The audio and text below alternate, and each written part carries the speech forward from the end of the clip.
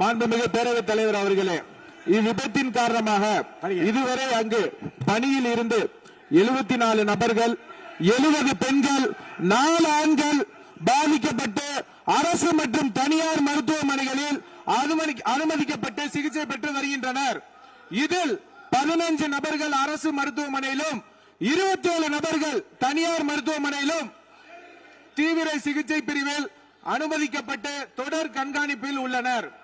27 நபர்கள் சாதாரண சிகிச்சையில் உள்ளனர்.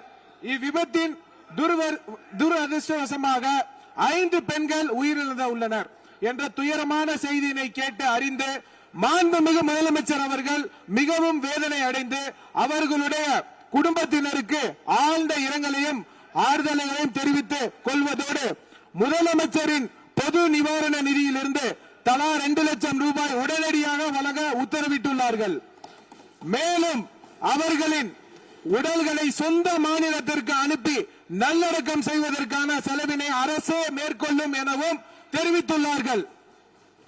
மேலும் இவ்விபத்தின் மருத்துவமனையில் அனுமதிக்கப்பட்டுள்ள நபர்கள் தீவிர சிகிச்சை அளிக்கவும் மாண்புமிகு முதலமைச்சர் அவர்கள் உத்தரவிட்டுள்ளனர். மேலும் இவ்விபத்தில் உயிரிழந்த மற்றும் பாதிப்படைந்த தொழிலாளர்களுக்கு தொழிலாளர் மாநில ஈட்டுறுதி காப்பீடு திட்டம் என்ற முறையில் ESI PF வருங்கால வைப்பு நிதியை வழங்கிடவும் மாண்புமிகு முதலமைச்சர் அவர்கள் உத்தரவிட்டுள்ளார்.